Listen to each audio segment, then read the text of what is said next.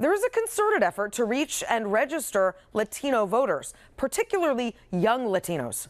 When you look at the growth of Latinos of voting age over the past several years, the numbers are stunning. Over 100% growth in 4 of our swing states, North Carolina, Georgia, Nevada, and Pennsylvania. If either candidate were to win all 4 of those swing states, they would become our next president. For more on the crucial Latino vote, I'm pleased to be joined once again by Christian Paz with VOX. Christian, good to see you again.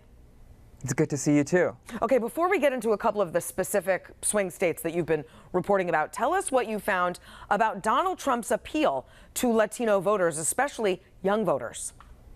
For sure. Well, it's really interesting to see how the gender divide in this election is really one of the major stories of 2024. And that's true for Latinos as well, where Latino women are much more likely to be Democrats and to support a Democratic candidate. That was true for President Biden when he was the presumed nominee, and it's true for Kamala Harris as well. So there's really a concerted effort among Trump and allies to reach out to Latino men specifically and younger Latino men to try to take advantage of that divide. Yeah. And to use a little bit of Trump's own persona as a businessman, as an entrepreneur, to kind of make inroads into this segment of the electorate. And are young Latino voters less likely to be affiliated with one of the 2 major parties? Yeah, that's exactly why there is such an effort to reach specifically young Latinos, because, as you noted, there is just a huge number of young Latinos who will be voting for the first time in this election. Right. I think something like 1 in 5 of Latinos who will vote will be casting their vote for the first time. And the thing that's interesting there is that they're U.S. born, they're English speaking, or they're bilingual. And that means that it's both harder to reach some of those folks because they exist in digital media spaces that campaigns don't always get to. And it also means that they have different partisan loyalties and memories, unlike some of their parents perhaps, or folks who have recently immigrated who might have more of an affiliation or more of an affinity to Democrats. These folks don't have that same kind of loyalty, that same kind of a tie to that immigrant generation. Yeah. And so maybe are more willing to look at the other side or to be receptive to some of the messaging from these campaigns. Okay, let's go to Pennsylvania, where I am. Tell us what you've uncovered about how both campaigns are doing to win over Latino voters here. Yeah, well, it's really interesting to note that Pennsylvania is different in the makeup of its Latino population than the places that we usually think of. So we usually think of the Southwest, California, Texas, Arizona, Nevada, where Mexican Americans tend to be the overwhelming majority of the Latino population. In Pennsylvania, it's a little different. It's Puerto Ricans who tend to be the majority. So they're citizens already in many cases. They have a little bit more of a tie to potentially voting and more of you reach out to those folks in a different way than you reach out to children of immigrants, for example, in the Southwest. And so part of the key there is reaching communities that you don't expect will have lots of Latino voters or Latino residents.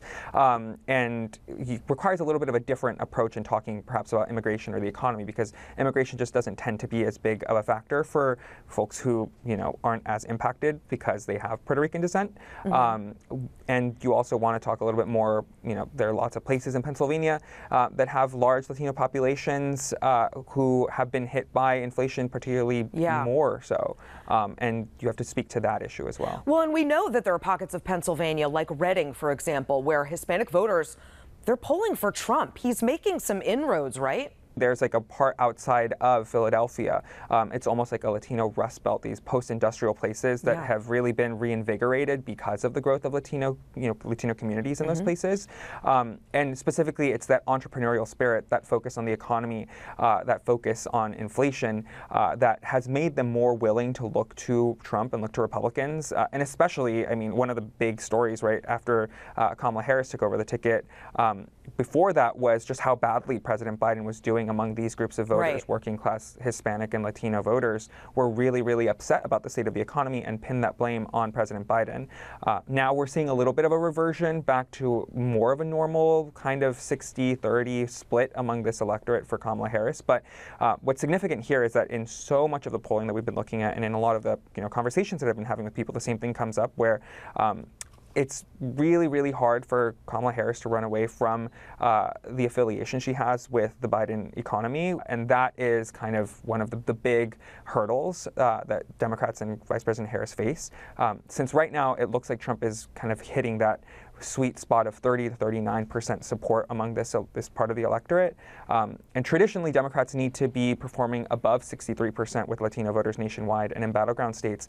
And even in some of the better polls that we've seen for Vice President Harris, she's still only at about 60% or 59% support. So all the signs are kind of pointing to some sustained Republican support among this part of the electorate.